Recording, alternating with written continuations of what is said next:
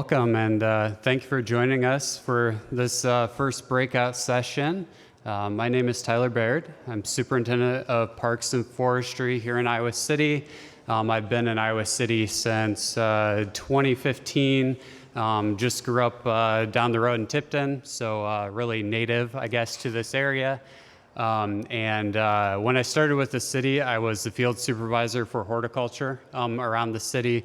Then I've been assistant superintendent, now superintendent. So I've taken that love for plants and that background in plants and hopefully infused some of it around the city and some of the plantings you've seen, and trying to keep natives in mind through that as well.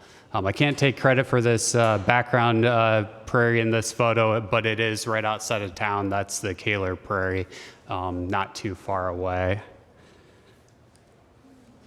So first off, I want to do a native disclaimer because some of the plants you'll see in some of these slides, especially in the backgrounds of them, are non-native. In my personal garden, I use a mix of everything, and same with around town. And some of our plantings, we have a mix of things. So you will see some things that are non-native, but usually well-behaved with our natives. Also, there'll be nativars, which Carol gave a good description of during her talk. So there'll be a little bit of everything, but hopefully you'll see quite a few natives throughout here. So kind of the objectives for this talk, kind of look more at prairie history and how prairie plants have been used. Talk about planting with intention. So I really want to focus on, and Carol talked about 10 different kind of goals, and I want to look at the design or that creativity goal in more depth, at least through the first part of this talk. So I'll be approaching it from kind of a designer's perspective. I have a background in landscape architecture, so kind of first and foremost, I consider myself an artist, and plants are my media for that art. And then plants to know is the last section, and we will go through some plants that you may want to consider. Maybe you already have. Nothing too extraordinary amongst the plants and standing out that you haven't seen before, but there may be some that you're not as familiar with that we can hopefully get you introduced to, so you might be able to use in a spot that would work in your gardens. Background picture here is my favorite native prairie plant. That's rattlesnake master with a nice sunset behind it. So one that we will definitely see throughout here. So I also want to talk a little bit about spirit of place, genius loci. And that is something we talked about all the time in my landscape architecture studies. And it's really, it means just that, spirit of place. And the more we are connected to that place, the more authentic that place will feel.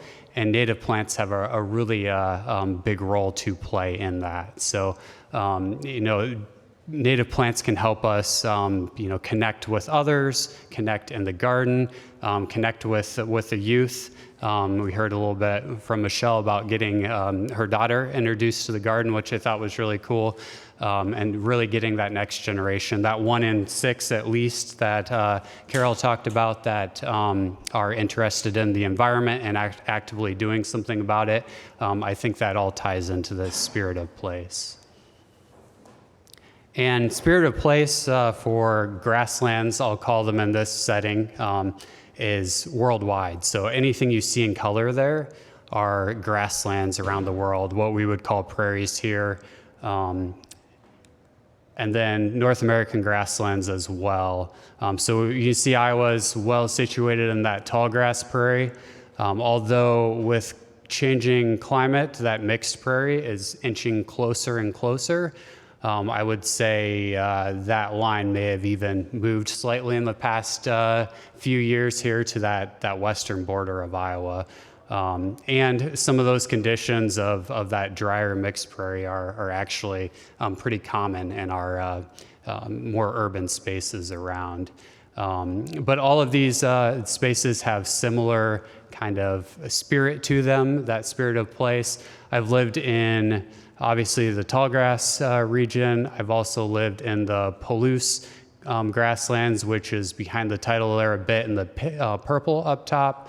I've lived right on the edge of the Basin Steppe, and I've lived in the California grasslands. So all of those places, I still kind of felt that spirit of place, that feeling of home. And that is actually one of the reasons I ended up back in Iowa. So as you can see here on the map, these are some of the Iowa City prairies. These don't include all of the small little plantings around downtown or in our parks that include native plants, but this gives you an idea of what our staff has been trying to do, especially the past 10 years, but even before that. So the different colors of stars there show the different sizes of those prairie patches. So you can kind of see where, even in the closer to downtown areas, we're still trying to get some of those small the prairie patches in, and then kind of out from there we have some larger acreage. Waterworks Prairie Park, great example if you want to go see native prairie that's been established a little bit longer. And some of those larger patches. The Sycamore Greenway has some large patches as well. And we're currently on some of the edges where we have bigger spaces like Kicker Soccer Complex. We're adding a lot of prairie there too. So places you can go and explore and bring back ideas for your own gardens, hopefully. So this isn't new. Using native plants, it has really come on the scene really strongly since about 2000, but this dates way back 100 years before that. This is Jens Jensen. He was the superintendent of parks in Chicago in that time frame. He actually was at two different times. There was politics involved. He was ousted and then came back. But through that all, he brought native plants to the focus. So at that time, there weren't the sprawling suburbs around Chicago. So he would go right outside the city, see the prairie, and wonder, why aren't we using these plants within our parks? And he was also a designer of local residences as well. Same time as Frank Lloyd Wright, the Prairie School of Design, all of that was kind of tied in. So in this drawing you see, it's kind of a combination of what was popular there in the top right corner, more of that formal kind of European garden type feel. And then on 2/3 of the plan there, he has used more naturalized plantings with native plants kind of all throughout there. So he was one of the first ones in the Midwest to really see our prairie plants as plants that could and should be used throughout. And so Chicago is a great case study example for prairies and native plantings. They're still doing this today.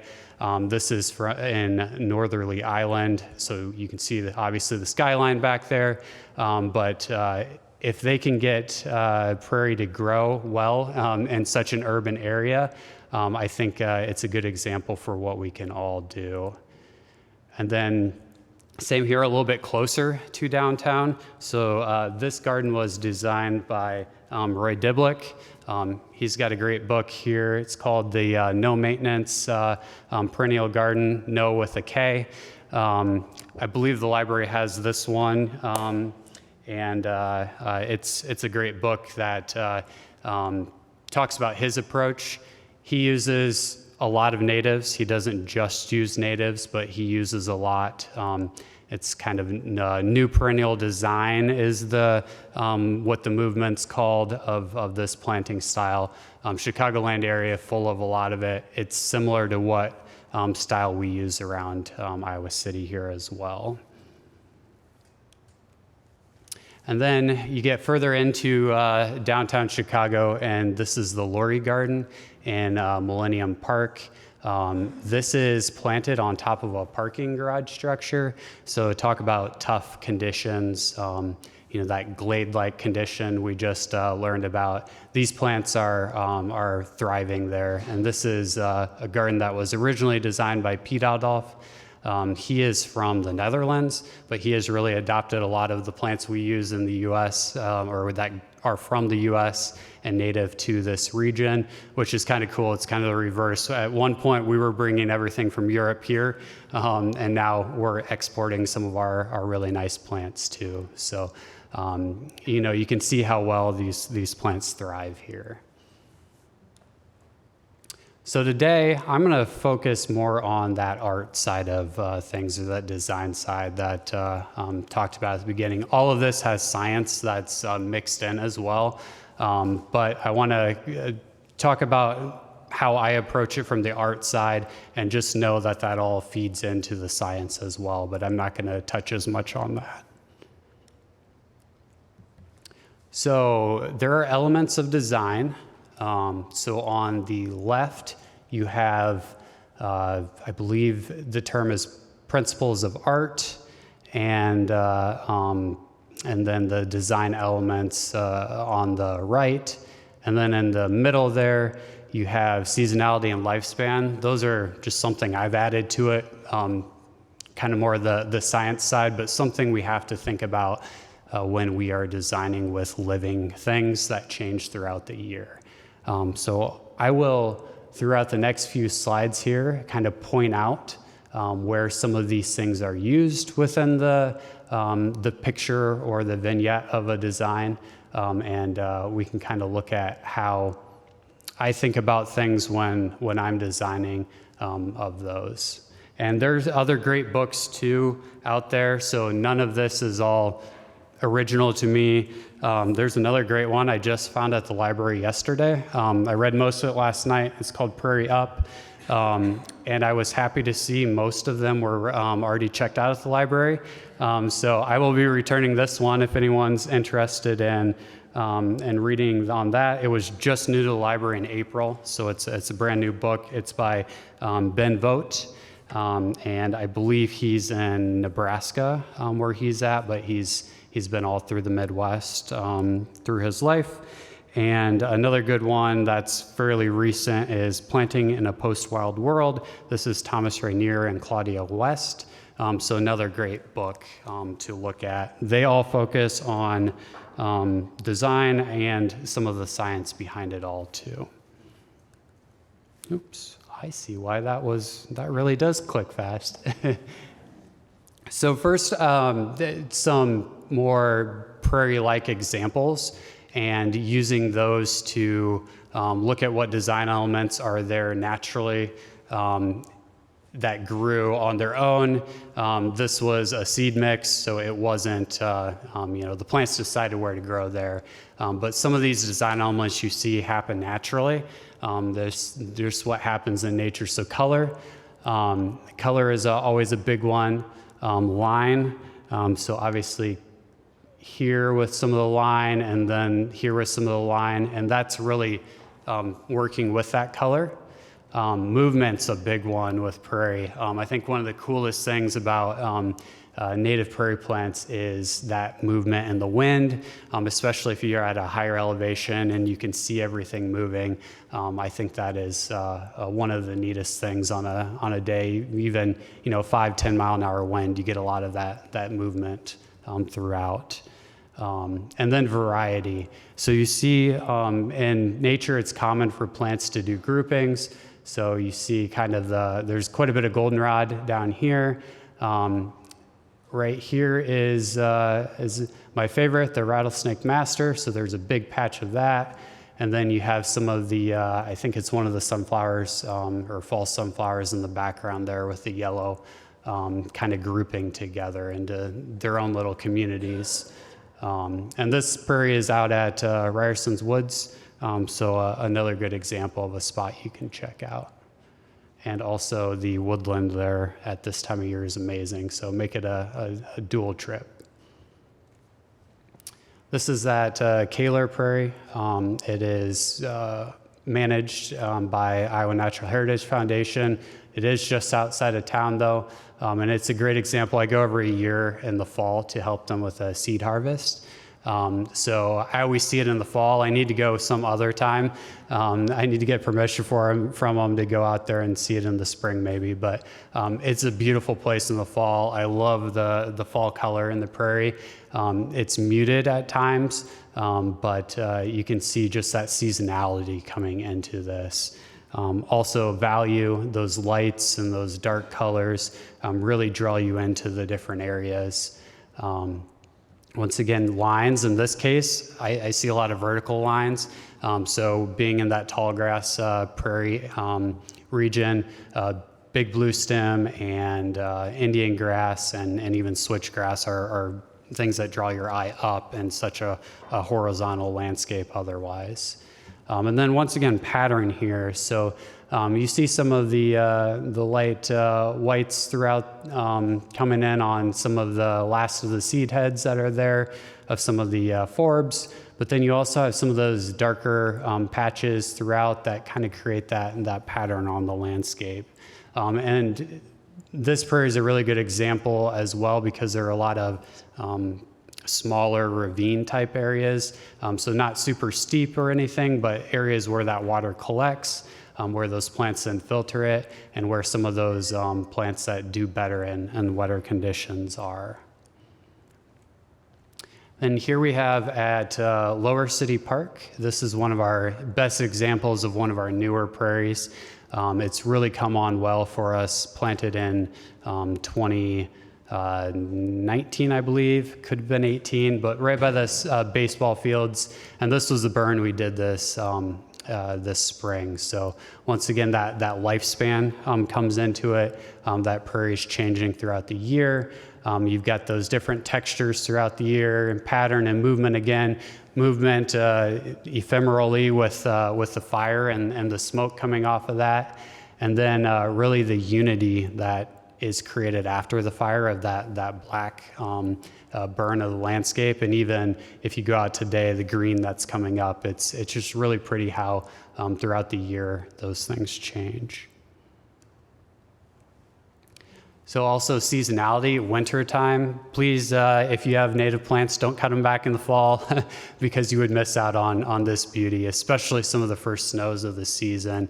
It's always beautiful to see, that snow clinging to in this case, the seed heads of the switchgrass, that contrast in the color, the texture with the small seed heads and those clumps of snow. And then really that emphasis, it really, if you were to scale back of this scene, you just see the snow sticking to everything. And I think that's really a beautiful thing to use in design is that seasonality and the way things change throughout the seasons.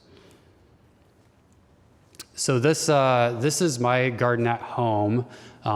This is a view from my deck. You can use those different vantage points to your advantage in design as well. But here you see this is, I'd say this is probably midsummer. You've got that color. So using color and using it with form to create pockets of color or massings of color. So Carol talked about if you have a larger area, using massings of certain plants to create some order within that. My neighbors have never complained about the planting, so I take that as a sign that I'm doing something right to make it look at least enough composed that no one's complained. Emphasis, really what catches my eye here are the different forbs in this. So you've got wild quinine on the left, you've got butterfly milkweed or butterfly weed on the right, and then you've got the pale purple coneflower creating that emphasis with their form and their color.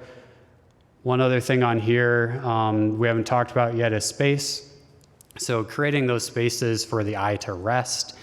So some of the smaller plants, like the prairie dropseed, create kind of pockets of space in this, something to consider. And then proportion. And the one thing I would change on this planting is The proportion's a little different because the plants really liked the location. I don't know if the soil was really good or whatever, but it's not in bloom yet in here, but the gray coneflower got way taller than I was expecting. So I may be moving a few things around in future years just because that proportion of where things are placed can get a little off if something's too tall or something's too short. You want to think about those layers to that as well. So here's an example in Iowa City, just not too far up the street here on Washington Street. This was one of our first native plantings we did after I started here in a really public space where people pass by quite often. There was a question earlier about renters and having native plants. Well, this is right outside of a lot of rental units, front doors, and on the way to class for a lot of students. So while they may not have that at their own place where they're living, hopefully they're able to enjoy some of those native plants as they go by.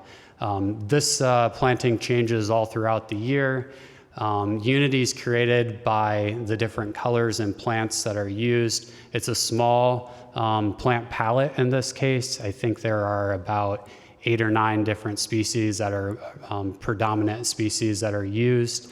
And we even throw in some daffodils for first thing in the spring, things like that to create that color throughout the year. And this one truly is a pattern. If you saw the plan for this when we installed it, of course things have moved around, but there are a bunch of colored dots signifying each of where the plants go, and it's a pattern that's repeating all the way up the like 2 blocks of median there. Here's another example. This is at Cardigan Park, so on the east side of town. Really looking at, the thing that stands out to me the most here is shape.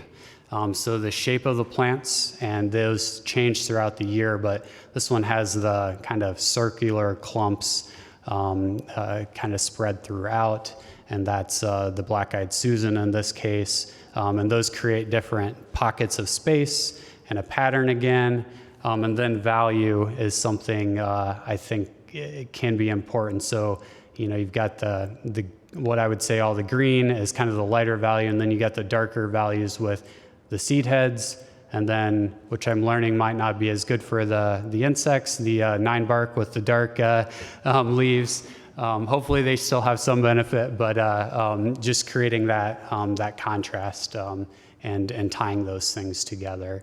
And this is a really unique planting because these are primarily leftover plants from other projects we had, and our staff would fill these in for a couple years.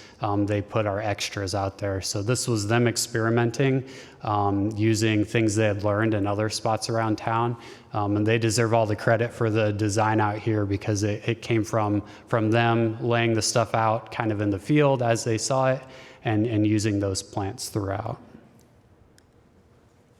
Here's that same garden showing that seasonality, so a similar angle even in that garden.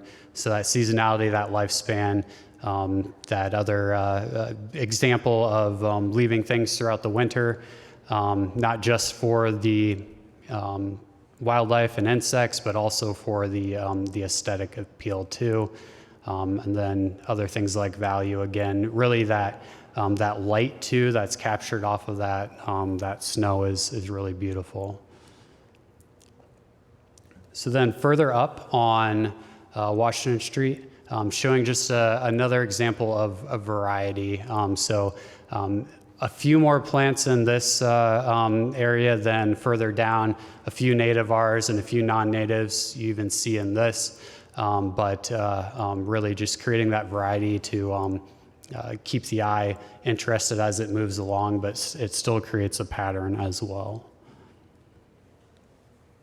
A great example of movement, if you get a slightly windy day and once the seed heads have formed into summer to beginning of fall, is on Iowa Avenue. This is that first median on the east side of Gilbert Street. And this is using a technique that is mostly grasses, and looking at how our native grasses work together to create kind of a living mulch. There are some evergreens mixed in that as they get older, our native grasses here in this instance will kind of create that space between. So we don't mulch this. It is a lot less maintenance intensive than it would be if it was individual plants spaced further apart that were mulched around. We could pull buckets of weeds out of this, and if you drove by the hour before, you wouldn't even notice them. And that's kind of the beauty of using this native style as well. Here's that same garden looking at pattern, looking at how these different mass groupings throughout. The only forb we used in this is the Black-Eyed Susan, kind of an ode to it as our city flower. Kind of sprinkled it throughout for some color.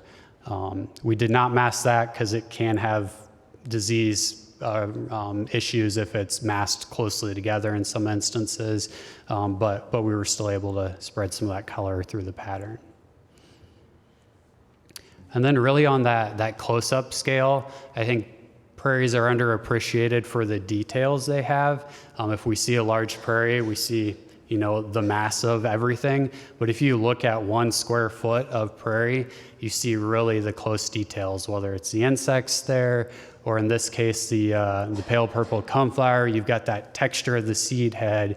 You've got the texture of the little hairs along the stem and on the petals, and just the veins even of the petal creating that texture and that interest, I think is something that if you stop and really look closely at some of our native plants, it's really beautiful and what they have to offer.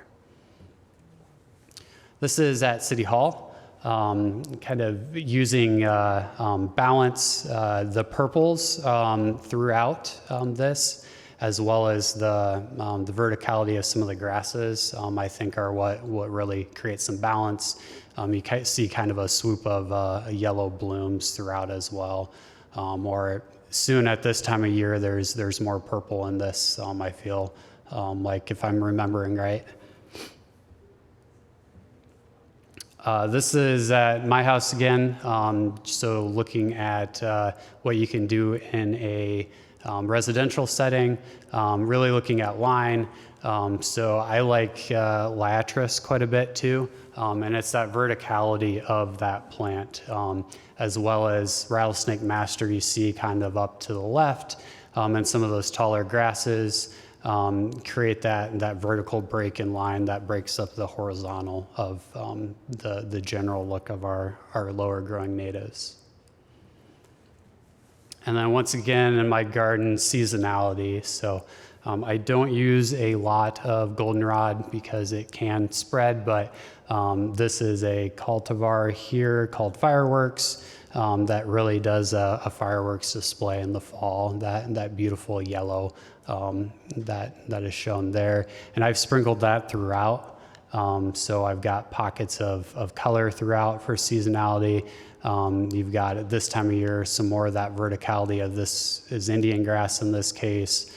And then down here would have been bright orange at one point because that's butterfly weed. But at this time of year, it even has some of those seed heads forming, which kind of that close-up detail that draws you in. Also variety, I think it's important to use variety, and in this case, variety of colors. The orange mixed with the purple, that purple is non-native in this case, but you could imagine that being liatris, and it would do the same thing in that kind of that color variety. And then all of that's bouncing really off of that green in there as well. Oops. One more here is Unity. So once again, not a nativar, but a selection here, Tennesseeansis coneflower, and then actually a nativar with the yarrow, but really looking at how those plants and those colors combine to create that unity. And you can use those in coordination throughout the garden to create that unity or those patterns, and some of that order, bring that to the garden as well. So that's a kind of a crash course on the kind of the way design elements work. I'm always thinking when I'm designing about things throughout the seasons. So in my head, I kind of have a 3D kind of idea of how things are going to look, kind of moving throughout. So while I sometimes put my designs down on paper, I prefer to order my plants that I know will look good together in groupings, and with the right number for the square footage I have. And then when I have them on site, I will lay them out how they feel like they work best, I guess. For some people, it works better to draw it all out exactly how it's going to go. The Iowa Avenue median's a great example. Ordered the right amount of plants, laid it out. Somehow it worked out. We had the perfect amount of plants. You don't get that lucky every time, but that looked different in the brief sketch I did than it looks today. But I made those adjustments as I went, thinking of all those things as it went. So remembering to add to those design elements, which you can find any of those online, those elements of design, but remember to add that seasonality and that lifespan to it, to really make it work, bring some of that science into the design world. So kind of switching pace here. Let me see how I'm doing on my time. For plant palette, so what I mean by palette is quite literally like an artist's palette. You've got your plants, and those are your paints per se. Grasses are the first one we'll cover here. So I'll just go through some examples of each of these and kind of how I think about them and use them, and I'll try to touch on some of that design side of them as well here. Big blue stem, it is the tallgrass prairie plant. It's what tallgrass prairies are known for, what they've really always had a component of. So this one's really nice with that tall form. You need to use it in places that are the back of the garden or the center if you're kind of viewing the garden from all sides. Otherwise, it will block the view of some of your other plants. So just keeping that in mind, that it's one of the tall ones, but it adds some verticality to everything. But that verticality also has some nice arching stems as well. June grass, this is one that I need to use in my garden. I have not used it yet, but here it is, and it's native habitat on a remnant hill prairie. And it is beautiful in June when these brown seed heads form. So it's quite a interesting color and kind of texture as well that contrasts with what's around it at that time of the year. And I did see some of that last year at Iowa City Landscaping, so I was happy to see it available locally as well. Switchgrass, there are lots of different cultivars of switchgrass now. Switchgrass can be a little aggressive in the way it spreads. So in this case, not knowing all the rest of the science behind each of the nativars or the cultivars of this native, it may be something to consider. It may keep that plant from spreading as quickly. This one here is Northwind variety, and this is by one of the parking ramps downtown. Little blue stem. Really cool plant for texture and color and that kind of light that comes through the seed heads. Also the nice green color through most of the year. Also one you can get tons of different cultivars for. I like the true native species, and that's what you'll find over on Iowa Avenue. It really has a nice look to it. If you want one for your yard and it's you need it to stay more upright, there are plenty of cultivars that do that now too, so it doesn't flop as much. And different fall colors on different cultivars as well. And some of those cultivars are actually selections of native ones, of a true native. So once again, not all cultivars are made the same. Indian grass, another one to be slightly careful with. It will reseed. Sometimes that's a pleasant surprise, sometimes not so pleasant. I pull quite a bit of this out of my garden each year in places I don't want it. So that's another point to your garden's going to change throughout the time that you have it. Some things will change for the better, some for the worst. So don't feel bad to edit your design as you go, as it grows, as it takes on a life of its own. You can then edit it back again. Seed heads are really cool in the Indian grass. You can kind of see a little bit more towards the detail, the pollen with all the yellow on some of the seed heads. So it's a really pretty plant. Very difficult to cut back in the spring, so if you're looking for something easy to cut back, it's not this plant. If you use a string trimmer to cut your natives down, it will chew up your string and it's hard to mow, all of those things depending on which, or chop with your shears, but a really nice plant nonetheless. Prairie drop seed, this one really does the best at that movement that we talked about. Those seed heads, once they form, will kind of dance on the wind.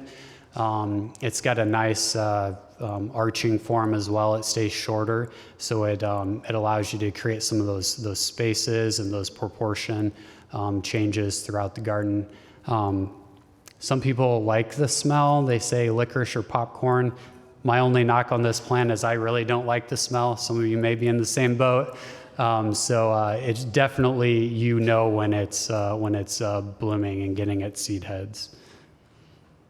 Oops. So sedges. Sedges, there are 2,000 and some sedges out there. I'm only going to cover this one here because I could go down a rabbit hole of sedges. I just got my landscape architecture magazine for this month yesterday, and the front page cover talked about sedges. The main spread in it was on some of the different sedges. So they're really gaining in popularity as well, and Carol touched on that in her presentation too. But Pennsylvania sedge is a good standard standby one, and why I like this is it does well in almost every type of setting, but there are sedges for wet, dry.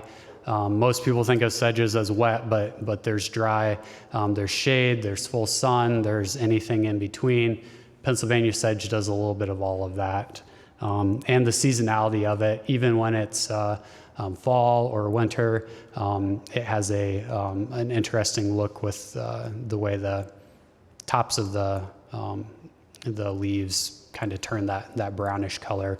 And then this time of year, it's bright green, and it has the seed heads really early on too. So it's for some spring interest. So forbs, so anything that's flowering is what I mean by forbs. So yarrow. Yarrow is a really interesting one that you can get any color now pretty much. This on the left is going to be more of the what it would look like in a prairie, but plenty of colors being marketed out there. I don't know all the science behind which one's best or which one is not as good for pollinators, but I have seen pollinators on all of these within my garden. And it's one of those plants that's been shown that it will do really well as our climate changes. It does well in drier, hotter climates too. So it will spread a little bit, but sometimes that's good. It fills in spaces between other plants. Giant hyssop, another one that has a kind of a licorice type smell to it. The bees love this. I have a video of it from a few years ago in my yard, and it was just buzzing with pollinators all over the place. So that's something that's really cool to see and hear when you go out into the garden. So it really has that nice purple color too. I have had a little bit of trouble sometimes with this overwintering, so just know that some of your plants won't come back the next year, but something else will fill in its place, or you can add back in. Part of the fun of gardening is adding new things each year.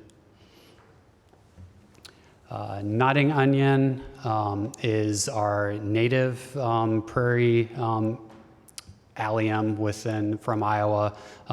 If you know of other allium this time of year, the big purple balls you see around everywhere, that is related to these, but these are really nice. The deer don't like them because they smell and taste like onion, and they're really pungent as well. If you brush up against them in the garden or when you're digging and weeding, it's kind of a nice addition. And as you see, the nodding one gets the name from the way the arching of the flower heads. Lead plant. This one is a forb that's also kind of a woody plant. It's kind of a combination. The story of these is when the settlers were plowing up our prairie that would have been here, it made like a zipper type of noise because those roots were so deep, and it kind of made that ripping noise when they plowed through it. This one's pretty cool with the purple on it as well, and just once again some of those details of the leaves that I think are quite beautiful. Columbine, this one's great if you have a little bit shadier yard. This would be more of a savanna plant, which we learned more about the definitions earlier. It's going to do well in kind of that dappled shade. And it has a nice color this time of year, but then again in the fall, it has some of those red tones coming in too. Butterfly weed. So this is the milkweed that I gravitate towards when I'm planting. It's a nice size as far as milkweeds go, and it doesn't spread as quickly as some of the others. So if you have neighbors that are concerned, oh, you're planting milkweed, well, this is one everyone can get behind with the beautiful orange color. It doesn't have some of those connotations that common milkweed has, and it also still supports a lot of monarch butterflies. I've seen actually more monarchs on some of these in the first few years they're planted or on new growth than I have even on some of the others. So here's one that has tons of cultivars, wild or false indigo. So the white one on the bottom there would be more of the native, and then now there's tons of colors of this. But this one's really cool because of the texture of the leaves, the size of the leaves, the scale, and then also it'll form a seed pod in the summer, and then in the fall it turns a dark color to create some contrast. Coreopsis, I've had a little trouble keeping this where I planted it, but that's part of that other happy accident. Usually where I originally planted it, it dies out, but then it pops up in other spots, kind of doing its thing to fill in. So just know if you're planting this one, you may want to plant some other stuff by it too. So as it dies and moves throughout your garden, you still have something to fill that gap. And tons of Coreopsis out there, also known as tick seed, and a lot of other names too. Stay away from the threadleaf one because that one's not the native one, and go with one of our native options. Purple prairie clover, this is one of them that's in the first section of the Washington Street medians here. Really a good one for pollinators again. If you ever want to collect the seeds to spread to other parts of your garden, this one's fun. You can take your fingers and pull up on the seed head, and you're left with a handful of hundreds of seeds, which is pretty cool. Rabbits like it too, so whether you want to feed the bunnies or not, they will definitely eat it. Pale purple coneflower. If I can make one plug for coneflowers today, please plant pale purple and not one of the nativars that you find in the garden centers. Most of those were tested for 1 or 2 years, and then not after that. Once they go to market, a lot of times they don't survive as long. Coneflowers are going to be have a shorter lifespan of the plant. They will move a little bit as well, but pale purple is really nice. It blooms a little bit earlier, doesn't bloom for as long, but I think the kind of the details of it and those long petals and that pale color really make it stand out in the garden. Like I said before, this is one of my favorites, probably my favorite, Rattlesnake Master. Cool name on top of it all.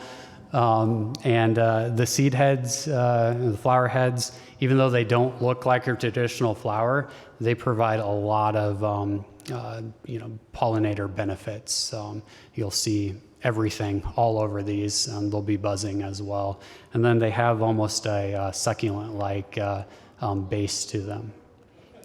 With some cool little serrated, non-pokey, but they almost look like they'll poke you if you touch them. And here's a really great one for proportion and scale, and there's cultivars of all sizes as well, but Joe Pye weed, so you see here, it is pretty tall. This one is taller than me.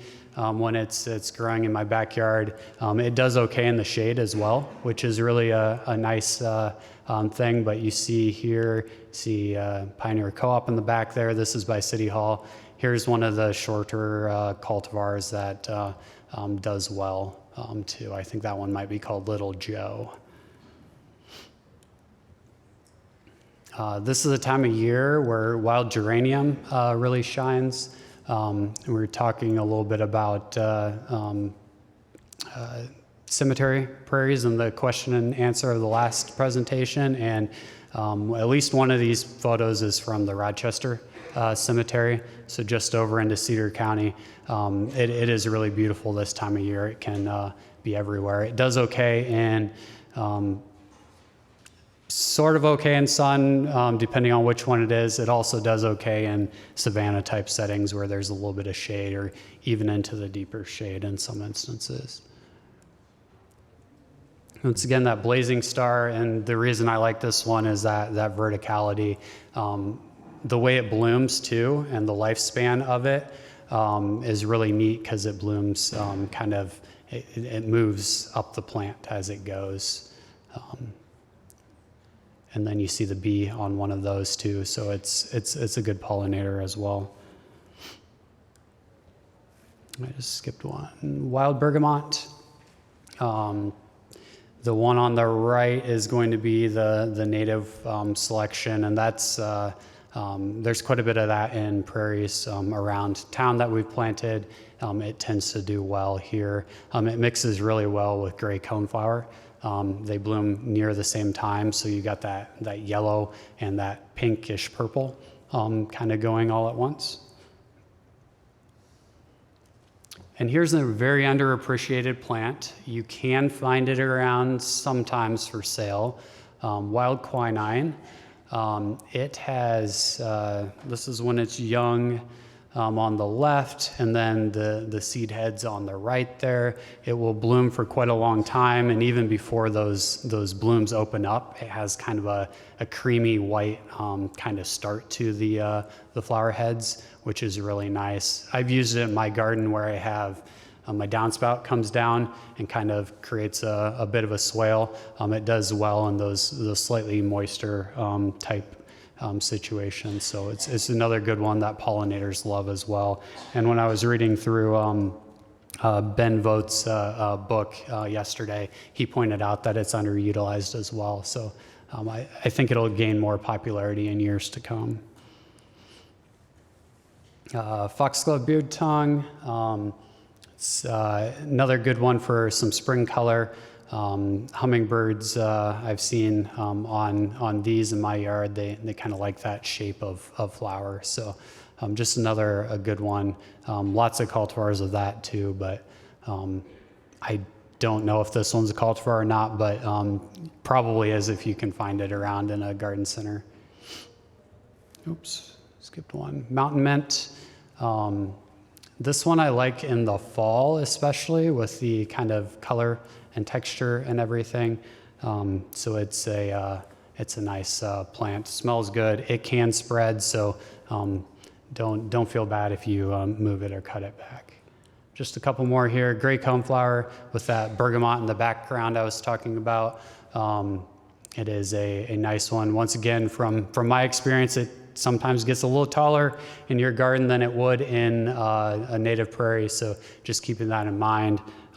Here it is on the right before it blooms, so not always as attractive before it blooms, but definitely creates a green kind of screen there.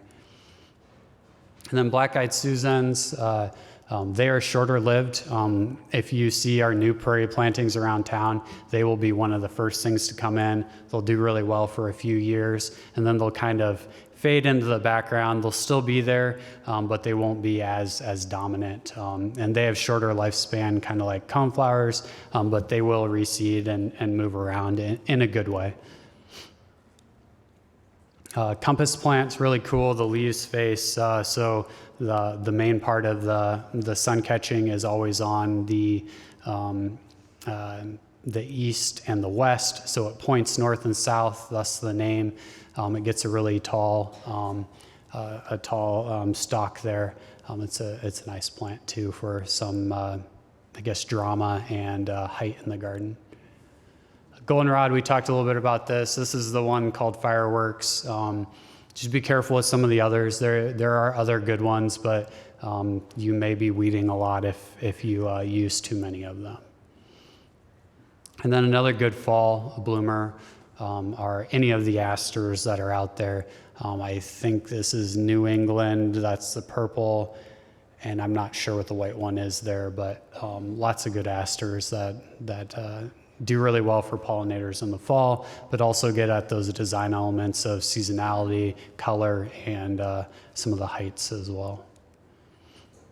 And then lastly, ironweed. Monarchs like this in the fall as they're preparing to migrate back down south. Another good purple color. I've heard people say this can move around the garden quite a bit. I've not had that experience. I feel like it's been fairly well behaved for me. But also this one has that kind of finer texture to it. So it's another good one to use if you're looking for some contrast in your designs. If you have something that's larger leaved next to it, it looks similar to some of the Arkansas blue stars that you'll see being more and more popular around, which is kind of I guess an honorable mention. It's not really native to Iowa, but it does well with our prairie plants because it is a native in other grasslands. Oh, I lied. There's one more. This is another one of my favorite, Culver's root. Nice white seed heads. It has a whorled, W-H, in the spelling of the leaf configuration, which is just kind of a unique thing for that plant. So just to recap, we talked about kind of the history and kind of why we should plant prairie, that spirit of place, kind of some of the design elements and some of the plants that get us there. So with that, if you have questions, if I still have time, I'd be happy to answer. Yeah. Do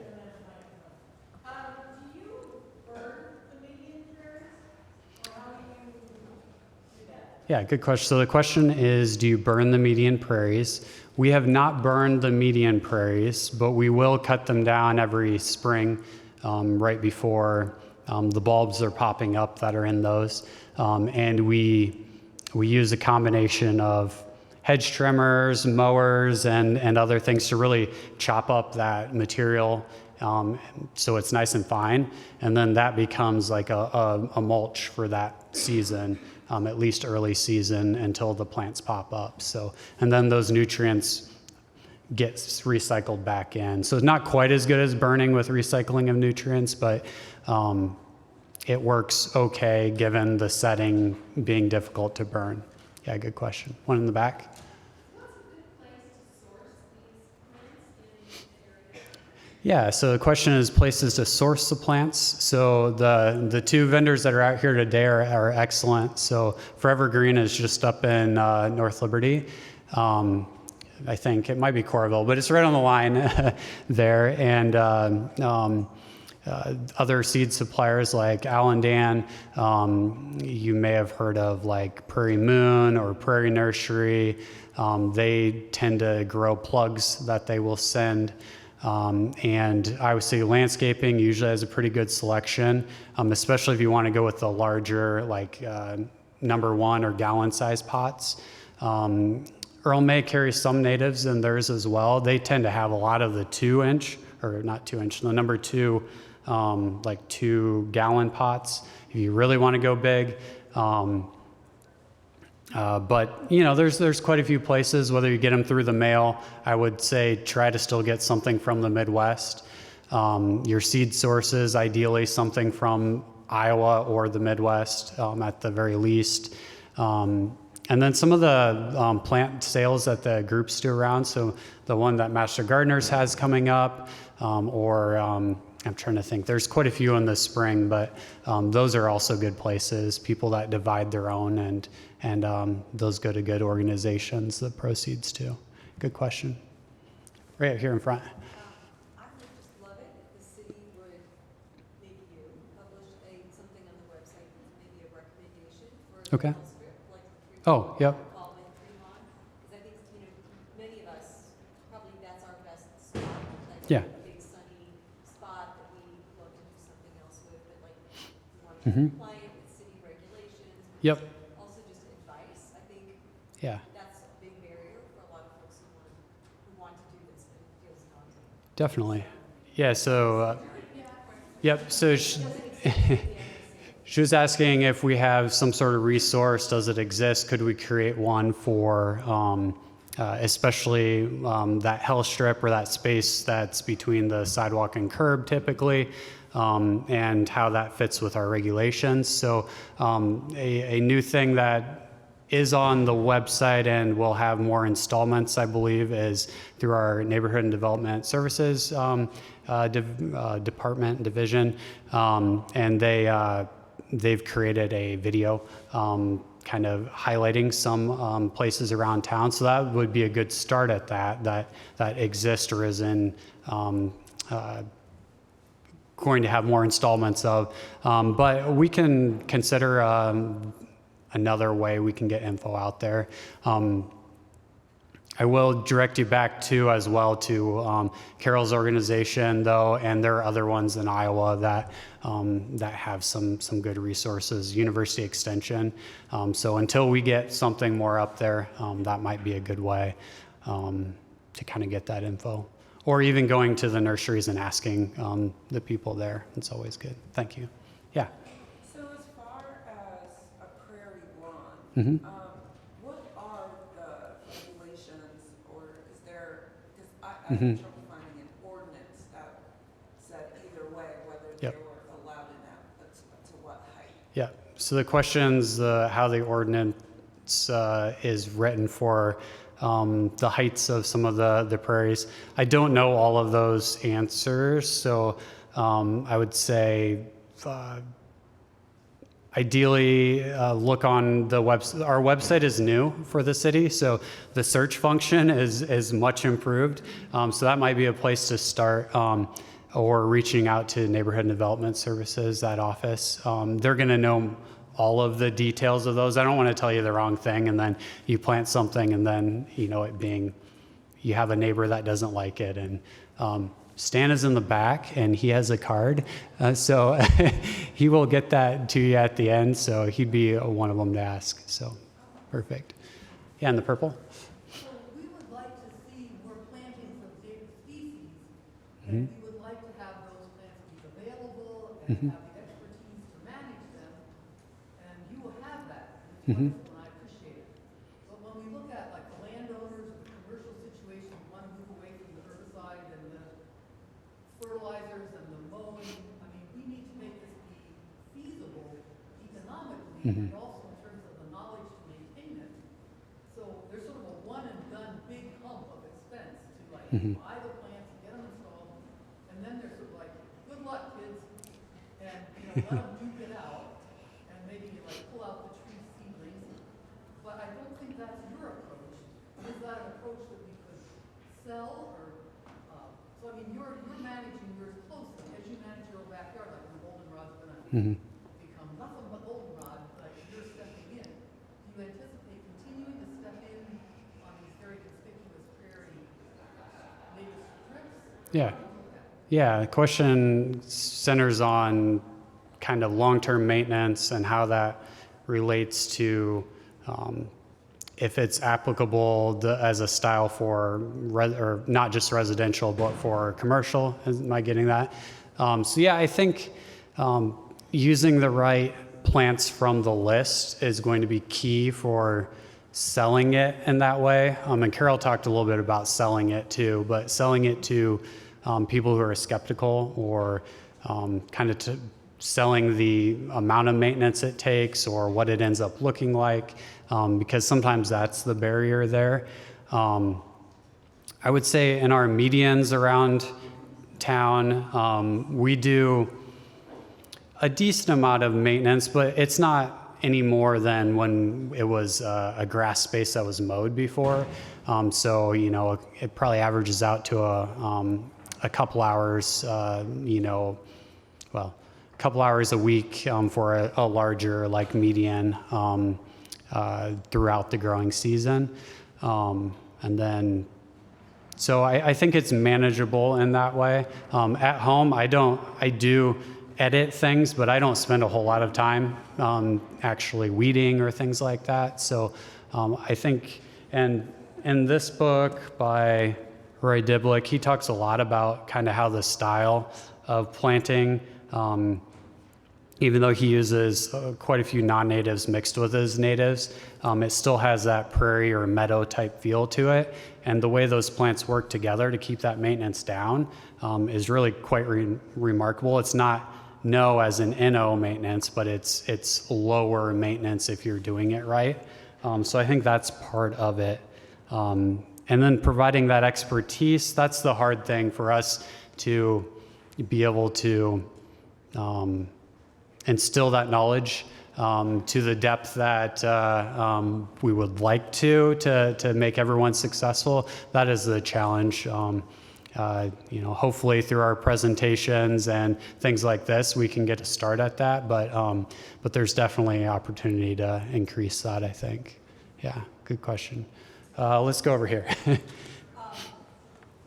What would be your advice if you are in a very urban center, and the houses are just right next to each other, and everybody around you is incredibly landscaped and everything is very meticulous, Yep. and the house you bought was just what the other owner had, and you'd like to move to this, but you still want to be in a friendly relationship. Yep. Yep. What the hell? Yep. So that's a good question. It's how do you keep good relationships with your neighbors if their landscapes look like the traditional American landscape we see everywhere? Talk to them first and foremost. One thing in Ben's book here that he talks about is that, and he says a residential or suburban yard in here quite a few times. I think it's his house that he's got a lot of pictures of, and he even has an aerial of it in one spot that shows all of the neighbors looking different. So, in the end, it's your yard, so I would say go for what makes you happy. And I think by you doing that, it may show others around that, hey, this is something different to do. And I think you'll get more compliments than complaints. At least at my place, I always get compliments on, oh, I really like what's blooming type of thing. And I don't think I've received a complaint, at least to me yet, about anything. So yeah, I'd say go for it. But keep that communication open too with them. Let's go over here. Tyler, I'm Yeah. sorry. It's lunchtime, so we're going to have to. Okay, I'll do one more. It looks like most of these do well in full sun. Yeah. Do you have any recommendations for shade? Yeah, so the question is sun, they do well, shade. Use more of things that will grow in savannas. So if you research, you see it's a savanna plant. Also experiment, I've been surprised sometimes at how well some things do when there doesn't seem to be much sun. Like on the outside of this building, for instance, or in the Ped Mall, there's some spots like, oh, it's not going to have enough sun. Well, we planted it, and then there was enough reflected light that they actually do okay. So good question. Thank you all. Thank you.